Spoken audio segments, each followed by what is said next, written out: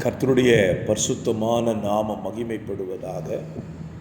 ஆசீர்வாதமான ஒரு நல்ல காலவேளையிலேயும் அனுதினமன்னா என்கிற வேத தியானத்தினால் உங்களை சந்திப்பதில் மிகுந்த சந்தோஷம்.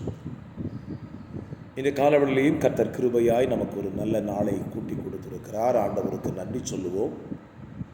இந்த காலவேளையிலே மனிதனுடைய இயல்பான ஒரு சுபாவம் என்ன அப்படின்னா, நன்றி சொல்ல மறந்து போகிறவன் மனிதன்.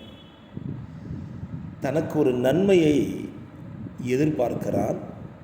அந்த நன்மையை மனிதர்கள் செய்யும்போது சந்தோஷமாக ஏற்றுக்கொள்கிறான். ஆனால் அந்த செய்த நன்மைக்கு நன்றி உள்ளவனாக இல்லாமல் போவதுதான் மனிதனுடைய இயல்பான ஒரு வாழ்க்கை குணங்கள். அது இன்றைக்கு அநேகருக்குள்ளே பெரிதாக விளங்கி கொண்டிருக்கிறது. ஆனால் பரிசுத்த வேதம் இந்த காலங்களில் நம்மை பார்த்து சொல்லுகிறது, நன்றி உள்ளவர்களாக நாம் இருக்க வேண்டுமா. சங்கீதம் 30:1, கர்த்தாவே, என் சத்துருக்கள் என்னை மேற்கொண்டு மகிழ ஒட்டாமல் நீர் என்னை கை தூக்கி எடுத்தபடியால் நான் உம்மை போற்றுவேன். தாவீது சொல்லுகிறான், நீர் எனக்கு செய்த நன்மைக்கு நான் உமக்கு நன்றி சொல்லுவேன் என்று சொல்லுகிறான். தாவீதுக்கு கர்த்தர் என்ன நன்மை செய்தாராம்?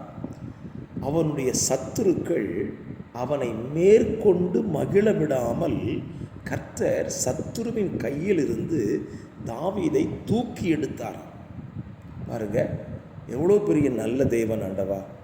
சத்துருவை தாவீதை எப்படியாவது அழிச்சிடலாம், அவனை மேற்கொண்டுடலாம் அப்படின்னு நினைக்கும்போது கர்த்தர் சத்துருவின் கையில் இருந்து அவனை தூக்கி எடுத்துட்டாரான். அவன் நன்றி சொல்லுகிறான், ஆண்டவரே நான் உம்மை போற்றுவேன் என்று சொல்லுகிறான். உண்மையாகவே இந்த காலவெளியில் உங்கள் வாழ்க்கையை யோசித்து பாருங்கள். உங்கள் வாழ்க்கையில் எத்தனை தடவைகள் சத்துரு உங்களை அழித்து உங்களை மேற்கொண்டலாம் அப்படின்னு அவன் நினைத்து கொண்டிருப்பான். அப்படிப்பட்ட நேரங்களில் எல்லாம் கர்த்தர் உங்கள் கூட இருந்து சத்துருவின் கைகளுக்கு உங்களை விடுவித்து காத்து கொண்டார் அல்லவா? நினச்சி பார்க்குறீங்களா? அதை நினச்சி ஆண்டவருக்கு எத்தனை தடவை நன்றி சொல்லியிருக்கிறீங்க? இந்த காலவெளியிலேயும் ஆண்டவர் உங்களிடத்தில் எதிர்பார்ப்பு அதுதான். அவர் உங்களுக்கு எந்த உதவியும் செய்ய வல்லவராக இருக்கிறார். ஆனால் நாமோ நமக்கு செய்த உதவிக்கு ஆண்டவருக்கு நன்றி செலுத்த கடமைப்பட்டிருக்கிறோம். ஆகவே இந்த காலவெளியிலே கர்த்தர் உங்களுக்கு செய்த நன்மைகளுக்கு நன்றி சொல்ல ஒரு வாய்ப்பை ஏற்படுத்தி அவருக்கு நன்றி சொல்லுங்கள். நிச்சயமாக அவர் சந்தோஷப்படுவார். பரிசுத்த பிதாவே, எங்கள் வாழ்க்கையில் நீங்கள் செய்த நன்மைகளுக்கு காலவெளியில் நன்றி சொல்லி மை ஸ்தோத்திரம் பண்ணுறோம். இயேசுவின் நாமத்தில் ஜெபிக்கிறேன் நல்ல பிதாவே. ஆமென்.